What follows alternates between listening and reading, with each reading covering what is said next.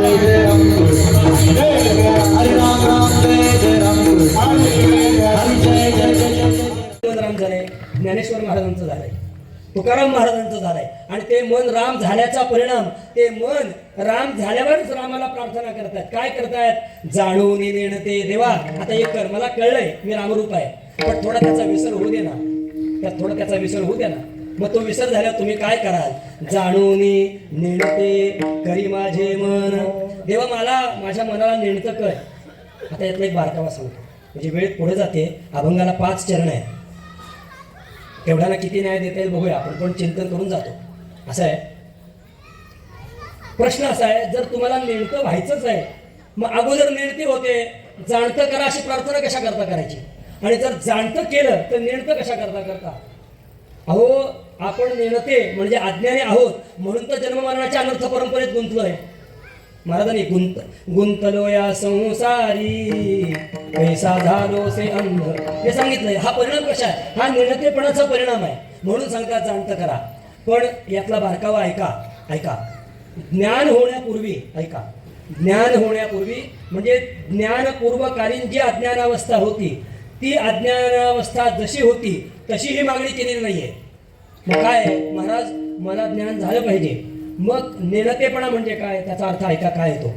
नेणतेपणा शब्दाचा अर्थ असा आहे, देवा मला ज्ञान होऊ दे, मला तुझं ज्ञान होऊ दे, पण ज्ञान झाल्यानंतर मला ज्ञान झालं आहे ही जी स्मृती आहे ना, ती स्मृती मात्र ठेवू नको. याला म्हणतात जाणून नेणते करी माझे मन. पण याला उपाय काय? याला उपाय एकच आहे, तुझी प्रेम खूण देऊन. काय याचं महत्व आहे महाराज? ऐका. असं आहे, या जगात ही प्रेम नावाची वस्तू अशी आहे, जी मोठ्याला मोठा ठेवत नाही आणि लहानाला लहान ठेवत नाही. लक्षात ठेवा. एक उदाहरण देऊन जातो तुम्हाला. उदाहरण सांगतो, गोड उदाहरण आहे.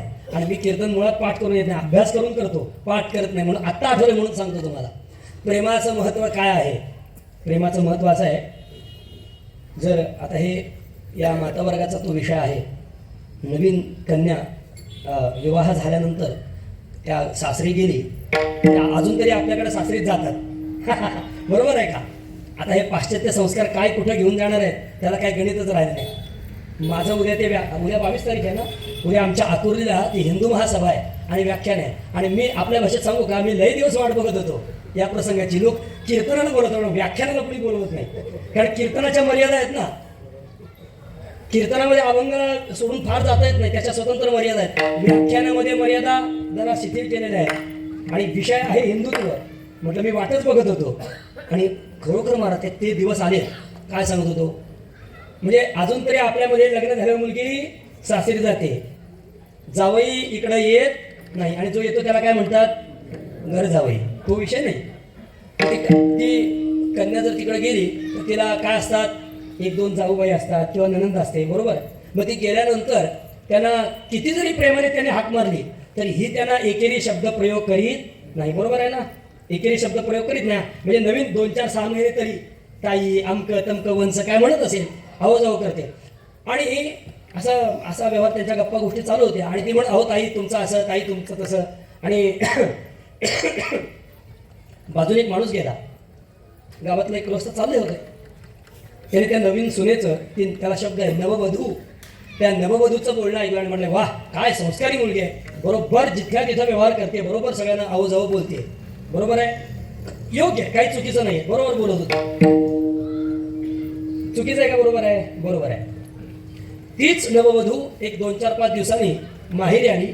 आणि माहेरी आल्यानंतर असं म्हणतात, आम्ही असं ऐकलंय, म्हणजे तुमचा तो अनुभव यांचा जास्त असेल का, जर त्या 2-4 बहिणी विवाहित असतील आणि त्या सगळ्या जर एकाच वेळी माहेराला आल्या तर त्यांचा जो गोंगाट असतो तो ऐकण्यासारखा असतो असं सांगतात. आणि त्यांची पण इच्छा अशी असते की सगळ्यांनी एकत्रच यावा, आई बापाला ताप द्यायला. तुम्हाला सोडून, तुमच्याकरता नाही सांगत मी, आमच्याकडचं सांगतो.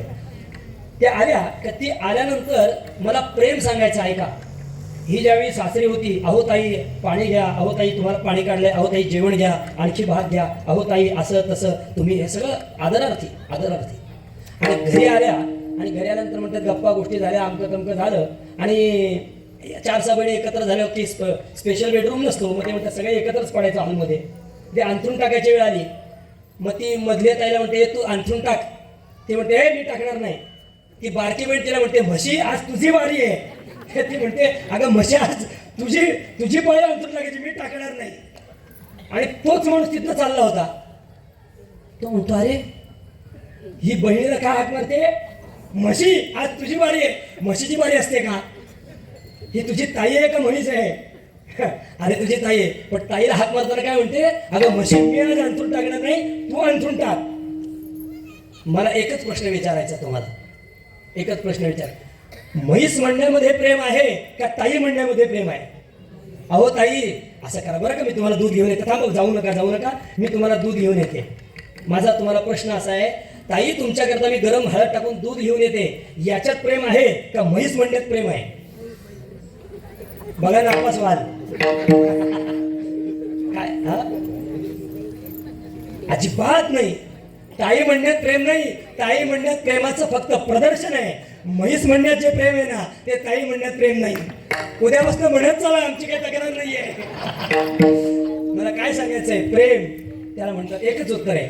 मग ती म्हैस म्हटल्यानंतर वडील येतात का काठी घेऊन, काय रे तुम्हाला लहानपणापासून मी काय शिकवलंय असं म्हणतात का मोठ्या ताईला. हे तिथं अजिबात काही तसलं नसतं. एकच उत्तर आहे, प्रेम. जगद्गुरु तुकाराम महाराज सांगतात, तुझी प्रेम खूण देऊन या. उदाहरण सांगतो महाराज, प्रेमाचा परिणाम. नामदेव महाराज देवाचं भजन करीत होते आणि दमले का असं सांगतात. भजन करून करून नामदेव महाराज घाम येतो नाचताना आणि म्हणतात, देव आला की देव आपला शेला घेऊन आमच्या घरात पुत्र विचारी ना आम्हाला. आपली अवस्था अशी आहे. नामदेव महाराजांचा घाम पुसण्याकरता देव आले की नामदेव महाराज रुसून बसत होते. आत्ता आलायस, मी दमलो भजन करून, पाणी तरी विचारलंस का. कुणाला म्हणतायत भजन, कुणाचं करतायत, देवाचं. रुसतायत कुणावर, देवावर. काय अधिकार आहे. दुसरं तिसरं उत्तर नाही, प्रेम. आणि अजून प्रेम सांगू का, सर्वज्ञ असणारा देव अर्जुन किंग कर्तव्य मूळ स्थितीमध्ये गेल्यानंतर, किंग कर्तव्य मूळ स्थिती प्राप्त झाली ना अर्जुनाला. आता काय करू, हे गांडीव धनुष्याचा वापर करू का खाली बसू. अशी अवस्था प्राप्त झाल्यानंतर संपूर्ण तत्वबोध करणारी भगवद्गीता सांगणारा देव, भगवान देव ज्यावेळी माऊली समाधीस्थ झाले, असा सर्वज्ञ असणारा देव रडला. मला सांगा उत्तर, कारण काय. त्याचं उत्तर सुद्धा, कारण सुद्धा प्रेमच.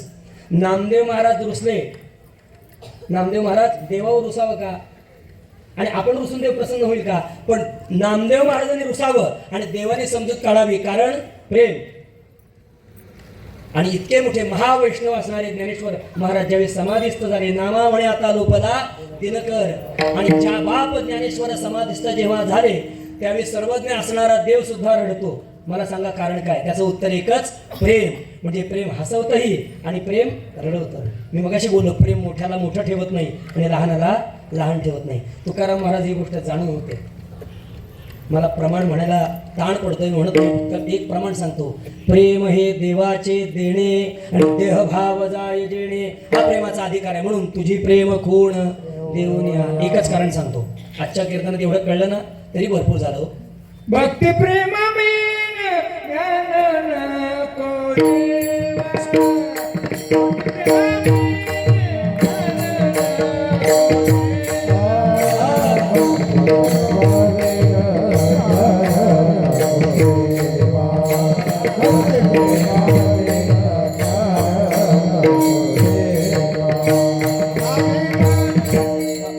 आपण फार गोड प्रमाण दिलं. मी सांगतो पण स्वराचा गोंधळ झाला थोडा. भक्ती प्रेमाविण, भक्ती प्रेमाविण ज्ञान नको देवा. हे काय महाराजांनी मागितलंय. प्रेमाचं महत्व एक वाक्य सांगून जातो. आपण काही साधन करा, म्हणजे माझ्या आजच्या कीर्तनात तुम्ही एवढं घेऊन गेला तरी भरपूर आहे. तुम्ही या सप्ताहाला काहीही करा, फक्त प्रेमाने करा. तुम्ही म्हणा पण प्रेमाने, बरोबर आहे. तुम्हाला सांगितलं जेवण वाढा, प्रेमाने वाढताय तसं तर वाढावं, अन्यथा वाढू नये, पण प्रेम पाहिजे. एकाला सांगितलं पत्रावळी उचला, त्याने पत्रावळी उचलाव्यात, पण प्रेम असेल तर. एक सांगू, प्रेमाने पत्रावळी जर उचलल्या ना तर अन्नदान करणाऱ्याला जेवढं पुण्य आहे ना तेवढं उचलणारा पुण्य, लक्षात ठेवा. पण जर अंतरात भाव असेल का 4 लोकांनी माझी शूटिंग करावी, बरोबर, मग गेलं पाण्यात, असं आहे. प्रेमाला महत्व आहे. सर्वथा ध्वंसरहितम सत्यपी ध्वंसकारिणे. प्रेमाची व्याख्या विचारली त्यांनी, अनेक व्याख्या आहेत. भक्ती संप्रदायामध्ये त्याचे फार गोड वर्णन आहे महाराज. सर्वथा ध्वंसरहितम सत्यपी ध्वंसकारिणे यद्भाव बंधनम योनोतत् प्रेमा परिकीर्तितः, असं महाराजांनी वर्णन केलंय. जाऊ द्या, मोठा विषय आहे. मला एकच सांगायचे, जगद्गुरु तुकाराम महाराज देवाकडे काय मागतात त्याचं खरं उत्तर असं आहे, जगद्गुरु तुकाराम महाराज देवाकडे फक्त प्रेम आणि प्रेम मागतात, तद व्यतिरिक्त काही नाही. आणि महाराज तुम्हाला देवाने असं प्रेम दिलं, प्रेम खूण दिली, आणि तुम्ही याच पद्धतीने जाणून नेणते होऊन जर देवाची अशी अवस्था प्राप्त देवाने तुम्हाला करून दिली तर मग काय होईल, त्याचा परिणाम जगद्गुरु तुकाराम महाराज अभंगाच्या दुसऱ्या चरणात सांगतात.